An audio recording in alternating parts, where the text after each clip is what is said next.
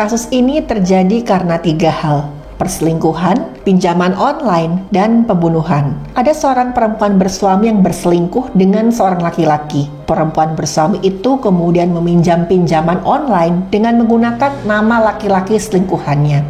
Kemudian terjadi pertengkaran yang membuat si laki-laki ini sangat marah sampai mencekik si perempuan hingga meninggal dunia. Bagaimana kisah lengkap kasus ini?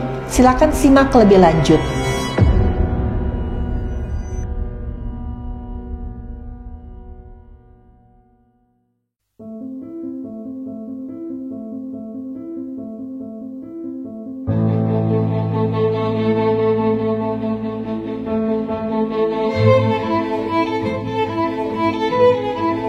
Halo, saya Dr. Stefani. Saya seorang dokter spesialis forensik dan saya belajar dari yang mati. Pelaku ini sebut saja namanya Roni. Usianya 45 tahun dan dia sedang ingin mencari pasangan hidup. Roni ini memang belum menikah. Sehari-hari dia bekerja sebagai karyawan di sebuah perusahaan. Gaji Roni ini bisa dikatakan pas-pasan. Kehidupannya sederhana dan jauh dari kemewahan apalagi hedonisme. Sebenarnya diam-diam Roni ini sering merasa kesepian. Apalagi misalkan dia mendapat undangan pernikahan dari salah seorang temannya. Yang namanya datang ke pernikahan, pasti akan ditanya, "Kamu sendiri aja? Mana pacarmu? Mana pasanganmu? Kapan nyusul?" Dan lama-lama Roni ini gak tahan lagi. Karena teror ya pertanyaan kapan menikah ini makin lama makin gencar dia terima dari teman-teman dan keluarganya. Tapi Roni mikir juga, misalkan aku cari pasangan di dunia nyata, kayaknya perlu waktu yang lama deh. Misalkan orang ngeliat aku gitu, ngeliat wajahku yang menurut aku sendiri sih aku nih pas-pasan ya, gak ganteng-ganteng juga. Yang ada orang mah ilfil duluan. Sampai akhirnya Roni memutuskan mencari jodoh di media sosial adalah jalan ninjaku. Roni mulai berburu akun-akun perempuan yang dia nilai cantik di media sosial. Dia add, dia kirimin pesan, sampai akhirnya dia ketemu dengan seorang perempuan bernama Jessie. Jessie ini berusia 30 tahun, foto profilnya cantik, dan Jessie itu juga supel dan friendly sama orang-orang yang berteman sama dia. Jessie ini mengaku dia bekerja sebagai seorang pegawai kontrak di sebuah kantor kreatif. Nah, waktu melihat fotonya Jessie, Roni langsung jatuh cinta. Jessie ini cantik, kulitnya putih, rambutnya panjang, dan matanya tuh indah sekali. Katanya Roni nih pertama kali dia lihat fotonya Jessie langsung tersihir oleh mata lentiknya si Jessie. Waktu mereka ngobrol di media sosial, mulai saling curhat, mulai saling cerita latar belakang masing-masing.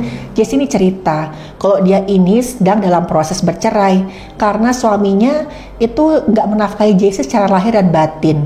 Dan saat ini sementara Jessie tinggal sendiri di sebuah kamar kos. Hubungan mereka makin dekat. Roni sering kali ya menghibur Jessie. Misalkan Jessie galau, katanya ingat mantan suaminya, ingat dulu sakit hatinya bagaimana disia-siakan sebagai seorang istri. Roni sering menghibur sebagai seorang pahlawan. Dan puncaknya satu hari mereka memutuskan untuk ketemu. Mereka ketemu alias kopi darat di sebuah coffee shop ternama. Waktu bertemu untuk pertama kalinya, si Roni langsung ngeliat kalau Jessie itu nggak cuma cantik di foto profilnya aja. Jessie ternyata beneran cantik, modis, dan waktu ngobrol itu mereka nyambung. Dan setelah mereka banyak ngobrol di coffee shop itu, ngobrol sana sini, dan waktu bertemu untuk pertama kalinya ini malamnya, Roni langsung diajak mampir ke kos-kosannya Jessie. Dan saat itu ketika mereka sedang berdua, Roni yang dalam keadaan dimabuk cinta habis-habisan langsung merayu Jessie. Dia bilang, "Jess, memang kita ini baru ketemu sekali. Tapi jujur, aku tuh udah sangat jatuh cinta sama kamu. Cinta matiku tuh cuma sama kamu, Jess. Aku pengen serius sama kamu." Tapi saat itu Jessie mengingatkan, "Aku ini sekarang tuh belum resmi cerai sama suamiku. Aku masih proses sidang. Ini tuh gak mudah loh, Ron. Ditambah lagi, suamiku ini selalu mempersulit proses sidang. Karena suamiku tuh gak mau diceraikan. Aku tuh gak ngerti kenapa. Padahal selama kami menikah, suamiku itu gak pernah menafkahi aku lahir batin. Aku tuh selalu merasa disia-siakan. Aku selalu merasa feeling lonely aku di rumah. Sekarang gantian aku minta cerai, suamiku gak mau." Saat itu Roni merasa dia bisa muncul sebagai seorang pahlawan. Roni bilang, "Jess, kamu tenang aja, aku tahu prosesnya ini gak mudah. Tapi aku janji sebagai orang yang sangat mencintai kamu, aku akan menemani kamu, mendukung kamu selama proses perceraian kamu." Sebenarnya Roni ini sempat bimbang, karena dia mikir juga nih, masih ada suaminya Jessie yang menolak untuk diceraikan. Tapi lagi-lagi karena sudah dimabuk cinta, bucin, budak cinta, Roni pun bodoh amat lah. Yang penting pada akhirnya aku harus sama Jesse. Selama Jesse yang katanya sedang melewati proses sidangnya, Roni ini sering banget mengirim uang buat Jesse. Dan gara-gara ini Jesse jadi memandang Roni itu sebagai pahlawan di hidupnya. Hubungan mereka ini baru pacaran sekitar beberapa bulan, tapi sudah dekat seperti suami istri meskipun mereka berdua belum menikah. Roni dan Jesse ini sering banget pacaran dan bermesraan sampai berhubungan seksual di kosannya Jesse. Lagi-lagi mereka merahasiakan hubungan mereka ini karena si Jesse bilang nanti misalkan ada yang tahu aku selingkuh sama kamu, aku pacaran sama kamu, ini bisa jadi senjata buat si suamiku untuk makin mempersulit proses perceraianku. Dan bahkan nih yang membuat Roni ini semakin diawang-awang, Jesse ini sering banget muji Roni. Dia bilang kalau dalam urusan ranjang atau hubungan seksual, Roni ini jauh lebih baik daripada suaminya. Dan ini membuat Roni semakin terbang ke awang-awang dengan segala pujian dan pujaan dari si Jesse. Dia ngerasa akhirnya hidupku ini ada makna baru ya. Aku bisa menjadi seorang pahlawan untuk perempuan yang sangat aku cintai. Roni sedang bayangkan nih bahwa suatu saat nanti dia akan menjadi suami sah yang sangat baik untuk Jesse. Tapi sayangnya kenyataan tidak seindah bayangan Roni. Suatu hari, rumah Roni ini kedatangan seorang laki-laki yang berpenampilan menyeramkan. Laki-laki ini wajahnya galak, dia mengaku sebagai seorang debt collector. Dan dengan kata-kata kasar sambil teriak-teriak, si debt collector ini bilang kalau Roni ini didatangi karena Roni tidak membayar cicilan. Dan gara-gara itu harta bendanya Roni harus disita sebagai jaminan. Waktu itu Roni sangat merasa malu, marah karena saat itu si debt collector ini teriak-teriak sampai para tetangga itu keluar dari rumah. Hampir semua tetangga di samping-samping rumahnya itu tahu Roni sedang didatangi oleh debt collector. Apalagi ternyata pinjaman online itu bukan Roni yang minjam, tapi Jesse. Ya, beberapa bulan yang lalu Jesse ini bilang dia minta bantuan Roni. Jesse bilang dia perlu uang untuk mengurus perceraiannya sampai selesai. Jesse ini bilang dia ketemu orang di pengadilan agama yang menjanjikan akan mempermudah proses perceraiannya kalau Jesse ini mau membayar sejumlah uang.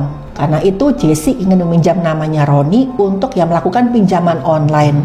Terus Jesse juga janji nih nanti dia akan membantu membayar angsuran tiap bulan dengan gajinya. Jesse juga janji dia akan konsisten dan tertib dalam membayar angsurannya tadi. Waktu itu Ron yang saking ngebetnya gak sabar pengen segera menikahi Jesse secara sah, dia langsung mengiyakan. Tapi ternyata Jesse melanggar janji. Jesse sama sekali itu gak membayar cicilan utangnya. Dari awal sampai saat Ron ini datangin ini, Jesse sama sekali gak pernah mengangsur. Pada saat itu karena sedang kepepet, Roni terpaksa menelpon bapaknya untuk meminjam uang supaya nanti bisa dibayarkan ke debt collector ini. Supaya dia nggak diteror oleh si debt collector pinjaman online tadi. Dan setelah itu si Roni langsung datang ke kos-kosannya Jesse. Dia tanya ya soal cicilan tersebut. Dia nanya, Jesse kamu gimana? Kamu kan katanya mau tertib bayar cicilan. Ini kamu dari awal sama sekali nggak pernah bayar cicilan loh. Dan gara-gara ini aku datang ke debt collector. Semua orang yang ada sekitar rumahku tuh tahu kalau aku tuh minjam di pinjaman online. Dan akhirnya aku dimaki-maki debt collector. Tapi saat itu Jesse langsung menangis. Dia minta maaf, Roni aku minta maaf banget. Saat ini tuh aku benar-benar gak bisa bayar cicilan karena aku sedang banyak keperluan. Setelah aku bayar orang untuk mengurus perceraianku itu, ternyata uang yang aku kasihkan tuh gak cukup. Aku harus bayar lagi.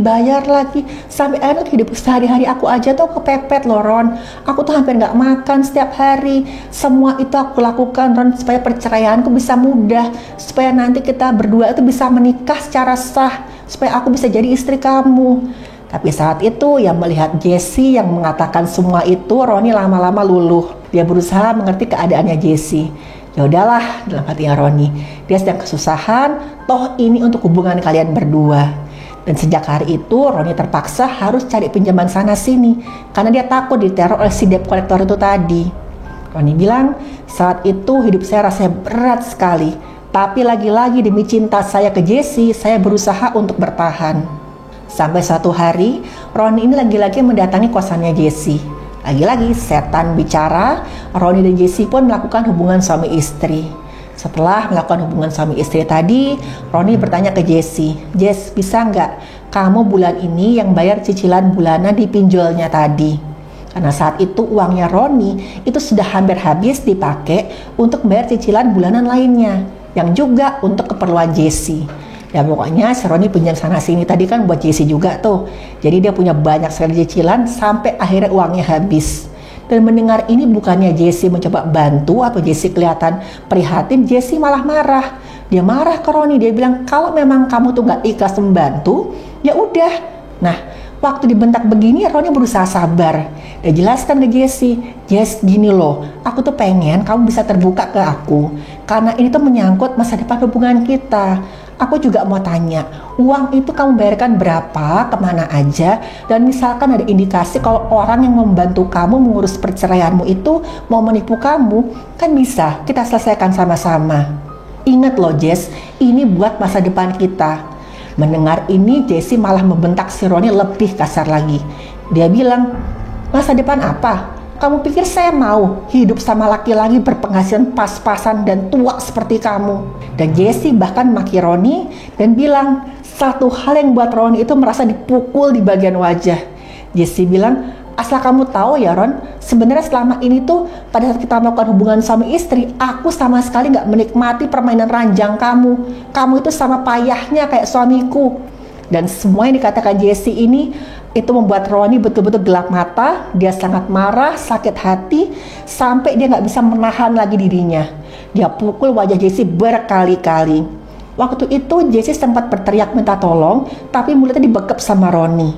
Dan Jessie kemudian dicekik sama Roni yang dalam keadaan marah luar biasa, sampai akhirnya Jessie mati lemas.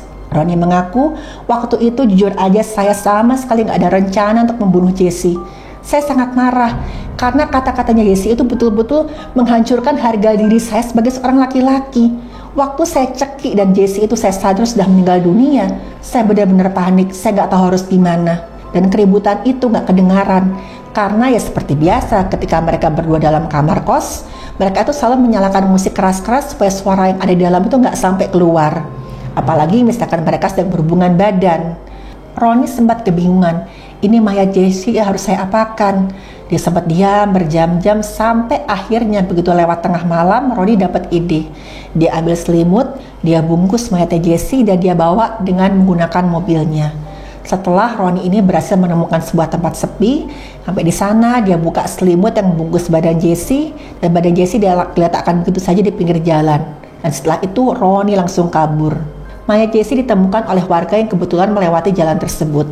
Awalnya waktu melihat kondisi Jessie ini, warga sempat mengira Jessie ini korban tabrak lari karena wajahnya ada beberapa buah luka kayak luka lecet, luka memar. Kemudian warga menelpon pihak yang berwenang dan jasad Jessie pun dibawa ke rumah sakit untuk dilakukan pemeriksaan.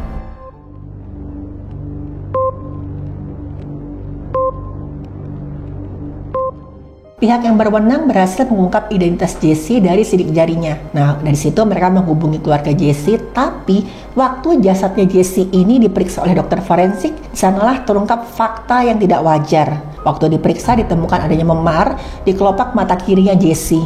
Di pelipisnya Jessie juga ada luka memar dan luka lecet. Tapi di bibir bagian dalam itu ada luka lecet yang membentuk cetakan gigi. Dan dari hidungnya Jessie ini terus-terusan ngocorin darah. Nah, kalau dia ada luka-lukanya, biasanya misalkan orang kecelakaan, tabrak lari, luka-luka yang umum ditemukan itu di bagian yang terekspos. Seperti lutut, siku, anggota gerak, dahi, dan daerah yang biasanya nggak terlindungin pakaian. Dan juga daerah-daerah yang menonjol. Tapi waktu Jessie ini diperiksa, perlukaannya ini kok daerah-daerah yang sebenarnya terlindungi. Apalagi waktu di bagian leher yang diperiksa, ditemukanlah ada beberapa luka memar yang berbentuk bulat dan ada yang seperti bulan sabit berbentuk cetakan kuku. Dan dokter forensik dengan yakin mengatakan pada pihak yang berwenang kalau pada korban ini ada indikasi tindak pidana. Karena ada indikasi tindak pidana, akhirnya jasad Jessie pun diotopsi. Waktu diotopsi didapatkan pada bagian kepala ada resapan darah di otot pelipis. Otaknya Jessie ini membengkak dan pembuluh darahnya melebar. Ini salah satu yang ditemukan pada korban yang mati lemas. Waktu diperiksa bagian darahnya Jessie itu warnanya kebiruan, ya merah gelap, Ini menunjukkan kadar CO2 atau karbon dioksida yang tinggi dan kadar oksigen yang rendah. Di bagian otot leher Jessie ada resapan darah. Begitu juga tulang lidah sama tulang rawan gondoknya dua-duanya patah. Ini menunjukkan juga ada kekerasan tumpul yang sangat kuat sampai bisa mematahkan tulang di leher Jessie ini. Dan di tenggorokan juga ditemukan adanya resapan darah. Ditetapkan oleh dokter forensik yang meriksa kalau sebab kematian korban adalah kekerasan tumpul pada bagian leher yang menyebabkan tertekannya jalan nafas sehingga korban mati lemas. Dan kalau dilihat dari pola lukanya sesuai dengan kasus cekik.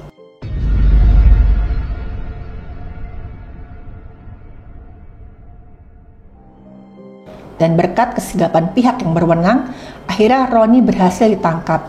Roni sama sekali nggak bisa mengelak setelah pihak yang berwenang membuka riwayat obrolan antara Roni dan Jessie yang masih ada di ponsel Jessie.